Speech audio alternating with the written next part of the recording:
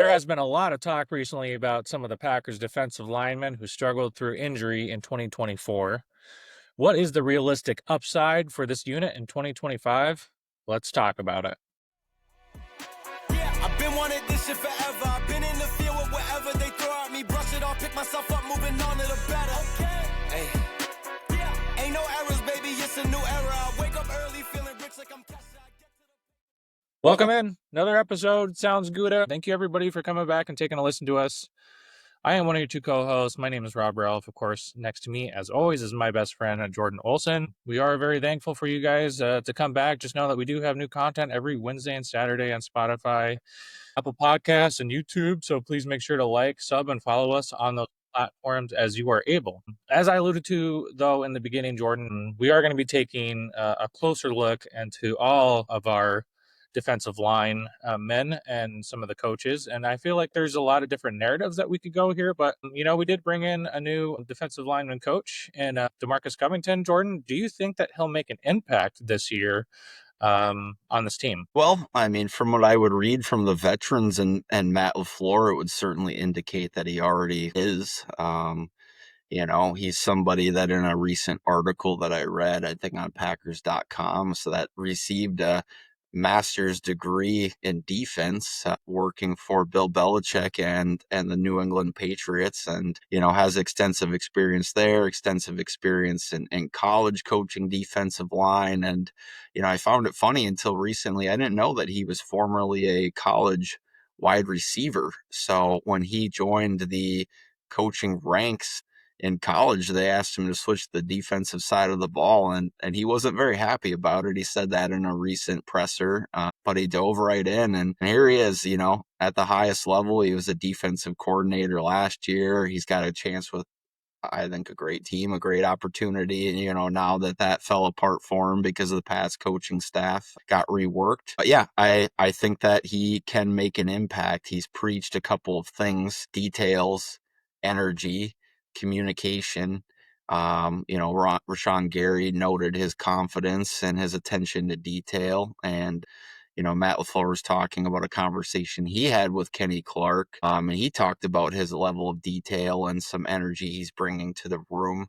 So I think it's notable that when you have veterans that have been in the league as long as Gary and Clark, if they're noticing a difference in the level of detail in the coaching and the communication, that's probably signaling a significant change from whatever was happening before. So now to the quality of that instruction, or the validity of that instruction, we will find out how that translates onto the field. But it's clearly a fresh look. So I don't know. What do you think in regards to Covington, Rob? Yeah, I mean, I'm pretty excited. Any single time you're going to get, somebody that came from the tree of the Belichick defense, it's a lot of good roots in that. So I love that. I love his attention to detail. I do love what the players are saying about him. Seems like he is a good coach. He was a defensive coordinator, so he has that experience as well. But my kind of philosophy is okay, you can do all these different types of things, but you can lead a horse to water. You can't force it to drink it. So the players really have to find it in themselves to execute on these said details and then put that play out on the field. If you can really obviously marry those two things up, great coaching with good play on the field, obviously, I think this unit could really take off and has a high level of potential to be a really good defensive line for us this next year. You bring up a good point, right? These players, they have to put up too. And I guess we will find out this season. Is Jason Reverbich really a scapegoat for, individual performances? And we're going to talk about the injuries and some interesting notes here in a minute.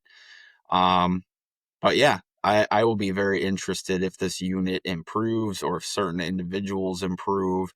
And if not, then it would appear certainly that Jason Reverbich was maybe a little bit of a scapegoat, and they have to internally look at some of these players to figure out who are the right guys to keep and move forward with, and who needs to go. So yeah, so I mean, let's just take a little bit of a deeper dive though. So like last year, I know there was a little bit of complaining, right? Like lack of sacks. Definitely there was a lack of pressures. But Jordan, did you want to touch on a few different types of metrics here that kind of puts a little bit more water in the glass half full narrative. Well, overall, if you look at pretty much every like major statistic, we were a top 10 overall defense. And now we are talking about the defensive line unit. But, if you look at turnovers, total yards allowed, all of that, we had a good defense last year. We really did. They finished seventh in rush yards allowed, so safely in the top 10 against the run last year, which was a tremendous improvement. I think I read it was the first time that we finished in the top 10 in over 15 seasons. So, obviously for some reason we weren't passing the eye test, or we were just expecting more. We're really greedy, but we had made pretty substantial improvements. Now, there's a lot of credit going to Halfley and some of his blitz schemes and stuff, and I think that's why, Rebrovich is gone.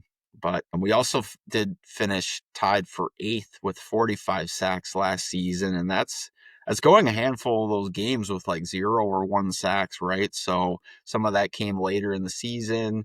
Some of that came in bunches against a couple of weaker teams. So you do kind of have to look through the stats to kind of understand why we were feeling that way. But the talent is in there, and we are going into year 2 with Halfley. We've talked about Covington, so I do think that there is some reason to feel like, to be optimistic and feel like there's a good foundation there. I don't know. What are your thoughts? Are you feeling optimistic, or are you feeling like, there's a lot of talk right now? I mean, there's always a lot of talk, for sure in the off season. Yeah, we'll see. Well, I really want to see what we get out of Brinson and Stackhouse. Obviously, if LVN, turns around this year, if he just somehow a light bulb turns on and DeMarcus Covington can unleash him, what we were doing towards the end of the year last year, I was really, really loving. Right, if you all watched the playoffs with the Eagles, completely kind of run through most of the teams, the Packers really gave them the best test. And I'm not just saying that, biasly because we are Packers fans. I mean, like, I watched the rest of those Eagles games. Like, our Packers defense was like one of the biggest reasons we stood in that game. So yeah, if there is an uptick on light bulbs going off, if the coaching can really hit home, if they can utilize the best ways for those players to learn, really too, like, I think most coaches would agree, you want, to create more pressures, because pressures turn into sacks, and sacks, pressures turn into chaos basically around the scrimmage. If you want to call that quote unquote our weakness, even though we were about middle of the row last year, I think that if we could uptick that, get more pressure in the middle, I think that this team has a lot of potential to be very, very good this year. Yeah, potential only goes so far though, and so do excuses. And that really got me thinking, this is what generated the conversation for this episode, is the rash of, excuses or rationale, for a lack of better, words, for some of these issues. And obviously we had at least 3 notable players across the defensive front that were hurt, right? We had Kenny Clark, who recently came out in an interview to reveal how serious his injury was. He had a January surgery at the end of the season to repair a bunion, which he said affected him a lot, right, during the season. But clearly we're having that discussion now. Is Kenny Clark, is he washed? Is he at that point where he's nearly 30? He's 29 right now. He'll be 30 on October 4th, where the best years of Kenny Clark are behind him. Even though he's young in age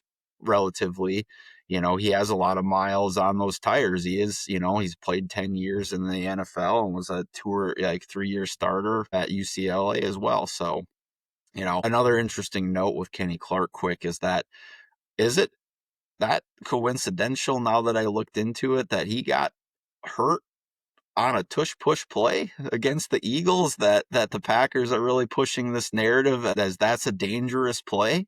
I can't help to think that there's a little bit of a connection there. Yes, absolutely, for sure. I mean, just coming about this information, I mean, it's not coincidental. It's obviously rooted in this fact, and I think a lot of other teams would probably agree with that, too, as well. So it just puts more fire on that conversation, but absolutely. So, he underproduced most of the year. And he said he was hurt, right? But he only had the 33 pressures and 1 sack.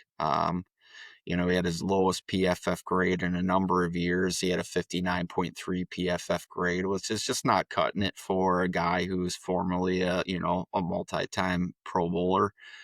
Um, you know, LVN, I find to be just a fascinating case study at this point in time. So he did break his thumb all the way in OTAs. So, backtrack a year ago now, he broke his thumb. And where we go through week 10, he's still wearing a cast, I think, through week 10, maybe even week 11. And so that affected him for a tremendous part of the offseason, all the way through 10 weeks of the season.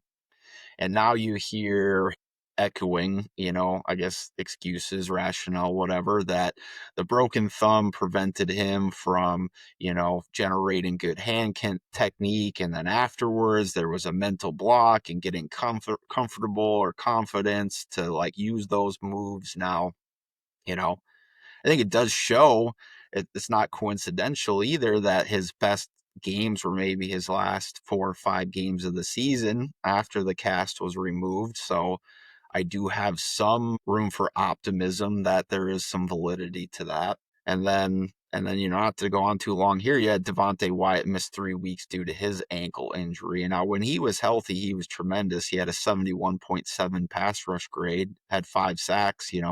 I would like to see a whole lot more of that, but he was clearly hampered for a majority of the season. So what's your thought on all these injuries, Rob? Do you believe that if all of these players are healthy in 2025, that we're going to make a big jump? Do we really just have to, is it that simple that we have these injuries to blame? No, there's a lot more to it. I mean, the NFL is a very, very violent sport, and in its nature, in some way or capacity, you're always going to be dealing with some sort of injury. Now, I'm not negating, if this is factual. I'm sure it is, right? But to me, you still got to go out. You still got to prove it.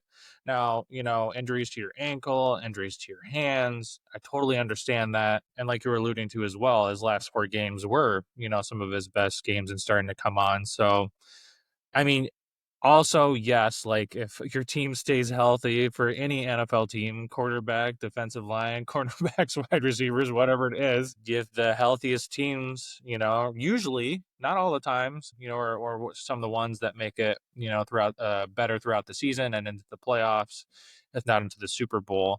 We have seen it the other way though too, right? A lot of injuries, the Packers, right, going and leading into the Super Bowl and winning that stuff. So not just going to use that. But anyways, yes, of course, if the Packers can stay more healthy, they can play up to the potential of what they can be. They get the correct coaching. They could make some noise. And if they do win, and if they do get these injuries, get the most out of your other depth players too as well, so that they're ready and they're prepared and they're detailed to come in and make an impact too. We've got the rest of the supporting cast here, right? Like, honestly, the couple of players we've talked about, Clark, LVN, Wyatt, we haven't really addressed Rashawn Gary, right? Sorry, the Rashawn Gary of it all, but, we expect him to kind of be better. And he's made some quotes too, like, I'm getting more comfortable in year 2 of the system. And, if we get the Rashawn Gary back that we had last year with like a 5 to 10% improvement, like he's going to be a great player for us. He's probably never going to be Aiden Hutchinson, right? We know that he's probably not a 14 sack guy in this league, but if he can end up with 9, 10 sacks and do the high motor things that he does, generating pressure, that's going to be great.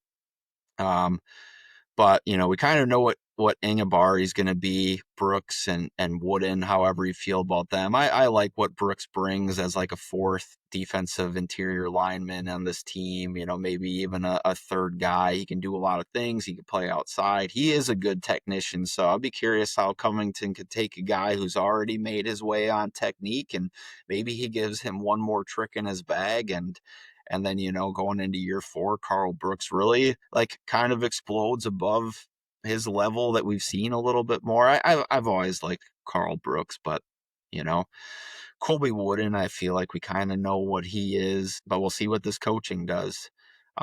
This rookie group, Sorrell, Oliver, Brinson, and Stackhouse, Who do you see making the biggest impact of those rookies in their first year? Brinson and Stackhouse. I think that those are the ones we need the most because that's the ones that those would be the guys that would create the most pressure up the middle. You get pressure up the middle, it's absolute hell, for the quarterback. A lot easier for your edge rushers too, your other three techs to get in. And yeah, so to me, Brinson and Sackhouse. I do love Oliver's kind of speed if he can stay healthy. His speed off the edge. I think that just adds, like we've alluded to from before in this offseason, just a different element to this team that I really don't think that we have. So I'd be really curious to see kind of the blitz packages and situations where he is, if he truly is a DPR or a designated pass rusher. And then, kind of selfishly as well, I really hope to see some packages and different things that they're going to be doing with Sorrell and how Marcus Covington can take a rookie and insert him and see what he can bring for the future. So I still think he's like my, again, it's hard not to like Matthew Golden, but everybody's on that. I still think like Baron Sorrell's like my darling of this rookie class. I'm just really going to be pulling for him to do really well, and be in a Packers uniform for two, at least two contracts. And, we'll see. I really hope that that situation goes well. By the time he's in year 3, maybe he can be that situation or that, number 2 edge rusher, or if he's a really strong number 3 edge rusher and rotate him in, there's a lot of value there, right? Like, I think he's got number 2 edge rusher upside and potential. Can be somebody that can fill that like Preston Smith type of role for a while in this league. What I think about this rookie group though, like I don't know what to make of Brinson other than his versatility right now. I think that Stackhouse has the most immediate opportunity to fit into a package with significant playing time because we have a void left by TJ Slayton. And, it's not going to be a ton of snaps, but there are going to be snaps for that, short yardage, run absorbing type of player. And if he can adjust quickly enough to the NFL, he's going to get that opportunity because we just don't have another body type like his on the line right now. So I would say that if we get to the end of 25, that Stackhouse has a larger impact than Brinson. Now, Brinson might take Wooden's job, and we see where that fits in. And then that edge group, right? Like, I do like what you said about Oliver. I think that he's going to be weaponized to do some different things in some packages and similar. I'm not saying he's going to be of the quality of what we saw of Edgerrin Cooper at the end of the year, but similarly in the second half of the season to see Colin Oliver come on, make some impact plays, could end up with like 4 sacks, 5 sacks on the season if he's deployed right, coming off the edge or moved inside and coming up the B gap or the A gap in this Halfley system. So, but if Gary, LVN, Angebari are all healthy, it's going to be hard for Sorrell and Oliver and Cox and all of them to get significant snaps this season. So we'll see how that comes together. I kind of want to ask you though, that leads me into a good place. We've talked about the vets, we've talked about the rookies. Like we look back on this year and given everybody has a 100% clean bill of health, like who do you think is the stud of this unit in 2025? Like who's the Pro Bowler that's going to be playing flag football? And I don't even know where they do that anymore. Orlando now, I think, is where they play those games. But who do you think that guy is, Rob? Devontae Wyatt, he's shown it from before too as well. And if he could just stay healthy, I really think if DeMarcus Covington can unleash him, not saying he's going to be a Chris Jones or, anything like that, but man, if you could get a player similar-ish, maybe not up to that level because there's only one Chris Jones, right? Man, that would just really unlock our defense. At least in a pass rush kind of sense too as well. I know, obviously he's he can get run on a little bit too, and running type of packages. But like if you can unleash him, get him to play a little bit more on some of those downs, hold his ground, and then create some of that pass rush, I just think like that'll just create a lot of havoc for the opposing offense and the offensive line, and really will help everybody else out on the defensive line. So my take for that is Devontae Wyatt. Well, I was like kind of kind of cringed a little bit because he stole my answer. We didn't, we didn't pregame this one. We wanted to just kind of naturally see what the answer was. But I agree with you, so I won't go on and on with that. I think that he is primed to explode if he can stay healthy and receives the right coaching. And I think it will justify that former first round pick, and we'll be feeling really good about Devontae Wyatt moving forward. And if he does explode, I think they'll go ahead and they'll take care of him with a contract extension beyond the 5th-year option that they gave him, because he is the succession plan to Kenny Clark with that defensive interior pressure, right? So let's hope we look back at the end of the year and that's exactly the result we have. So one more side question from that then, since we agreed there, is would you say then that he would be your, at the end of the season, your most improved player on this unit, or do you have a different guy that you would give most improved? Please, please, please, please, Lord, please, whoever is listening, please let that be Lucas Van Ness. Uh-huh. Please. I'm sure there is a case, but obviously I'm really hoping they unlock Lucas Van Ness and he's the clear, like, he took a jump. The light bulb went off.